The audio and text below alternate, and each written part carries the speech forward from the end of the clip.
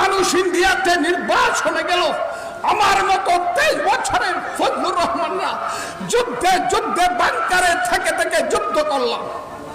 দিনের পর দিন, মাসের পর মাস, আষাঢ় শ্রাবণের বৃষ্টি ভরা রাতে পাঞ্জাবির বুকে ট্রিগার টিপলাম। স্বপ্নে দেখলাম দেশ যদি স্বাধীন হয় পাঞ্জাবি চলে যাবে, বাংলার পূর্বাকাশে ঝলমল করে স্বাধীনতার রক্তিম সূর্য উঠবে।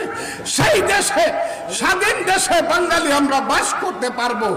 আজকে যারা রাজাকার আলবদর ছিল, এরা যদি বলে কোনো যুদ্ধ হয় নাই, সেটা কি আপনারা মানবেন কিনা বলেন? আমি তো এই কথাটাই বলি, যুদ্ধ হয়েছে। মুক্তিযুদ্ধে কারা কারা বিশ্বাস করেন তারা হাত তুলেন তো। মুক্তিযুদ্ধ কারা কারা হাত তুলেন? হাত তুলেন, একটা হাত তালি দেন। রাজাকার ভালো আছিল যারা মনে করেন তারা হাত তুলেন।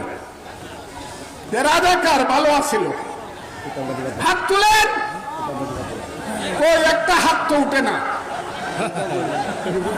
হ্যাঁ, আমি তো সেই কথাটা বলি যে মুক্তিযুদ্ধ ভালো ছিল, রাজাকার খারাপ ছিল।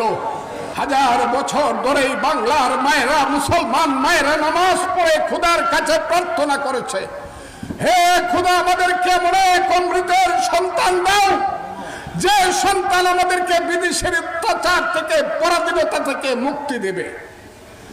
1000 বছর ধরে বাংলার হিন্দু মায়েরা সন্ধ্যাবেলায় তুলসী তলায় প্রদীপ জ্বালিয়ে ভগবানের কাছে প্রার্থনা করেছে, হে ভগবান আমাদেরকে মনে অমৃতের সন্তান দাও, যে সন্তান আমাদেরকে বিদেশিদের হাত থেকে, নীল সাহেবদের, ইংরেজদের অত্যাচার থেকে মুক্তি দেবে। শত শত বছর যাবত আমার মায়েরা বোনেরা কে দেখে সারা বলেছে, ছেলে ঘুমালো, পাড়া জোড়ালো, বর্গি এলো দেশে, বুলবুলিতে ধান পেয়েছে, খাজনা দিব কিসে, ধান ফোরালো, পান ফোরালো, খাজনার উপায় কি? আর কতদিন সবুর করে রসুন গুনেছি। আমার মায়ের বুড়ের অশ্রু জল মুছিয়ে দেওয়ার জন্য যুদ্ধ করেছে তিতুমির, হাজী শরীয়তুল্লাহ, ফকির, মজদুসা। ফাঁসির মঞ্চে গিয়েছে সূর্য সেন, ক্ষুদিরামের মতো বীর সন্তানেরা। দেশ থেকে দেশান্তরে গিয়ে যুদ্ধ করেছে সুভাষ বসুর মতো সন্তানেরা। বাংলার স্বাধীনতা তারা দেখে যেতে পারে না।